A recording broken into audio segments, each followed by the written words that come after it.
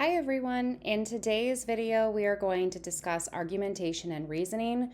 Argumentation is a very important skill to learn. It's really important for us to be able to create our own sound arguments, but also for us to be able to evaluate the arguments of others as well.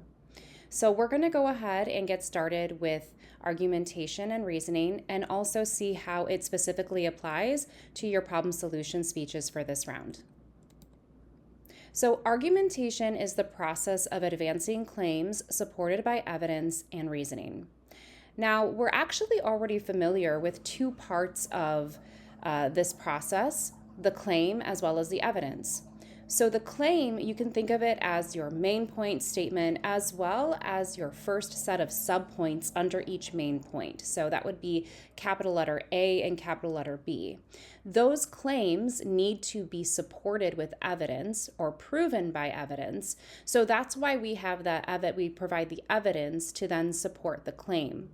However, sometimes what speakers might miss is that not all audience members are able to follow along with why a piece of specific evidence actually supports the claim above it. So how a statistic might actually support the subpoint, which then supports the overall main point. So in this case, we always want to ensure that we follow up every single piece of evidence with reasoning, which is our link, our logical link between the evidence and the claim. In other words, it explains how and why the evidence actually supports the argument that we are trying to advance or trying to prove. So I'll go ahead and give you a couple of examples of this to show you what I mean. So let's say that the claim is that teachers should not assign seats in school. So the evidence that I'm going to provide is that researchers report that public school students whose last names began with letters A through M had higher grades than those students whose names began with N through Z. Now, some of you may have already understood the reasoning which is provided below for why this piece of evidence actually supports that teachers should not assign seats in schools.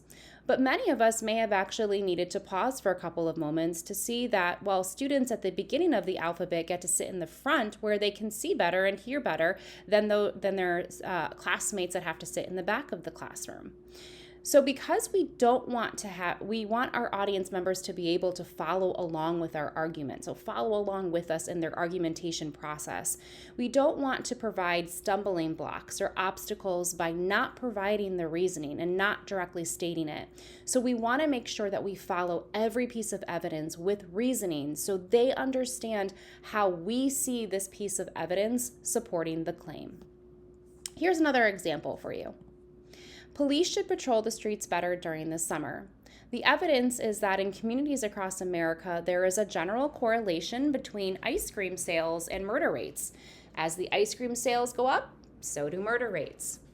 This one is not as direct as the previous one, so we definitely want to make sure we follow this up with our logical link, which in this case is that as the weather gets warmer, more people go outside to eat ice cream. They also go outside more in general, which means they become easier targets for criminals.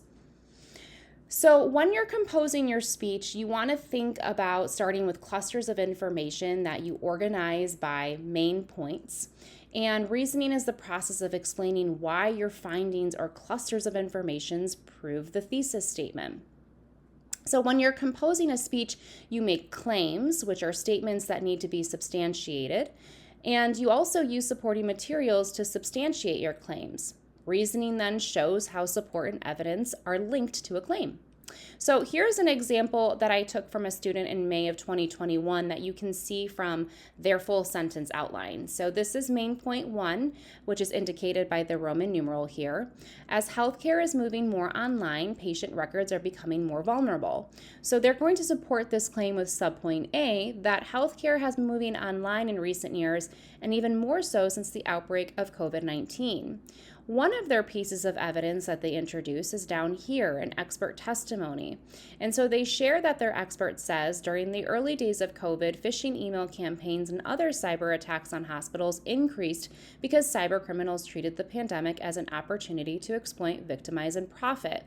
So the student then follows up this piece of expert testimony with this piece of reasoning. So the testimony speaks to how the patient's online health records can become even more vulnerable, back up here, during uncertain times. So it directly helps to support the main point. So this is incredibly important because, again, our audience isn't always able to follow along with our thought process. And so we don't want to provide obstacles. We want to make sure we do everything we can for them to be able to follow our line of argumentation. But also remember that as people move through their presentations, sometimes audience members forget what the main point is that we are actually supporting. So this does a 2-in-1 thing. It helps to share their reasoning, but it also helps to remind the audience what the argument is that we are supporting during that point of the presentation.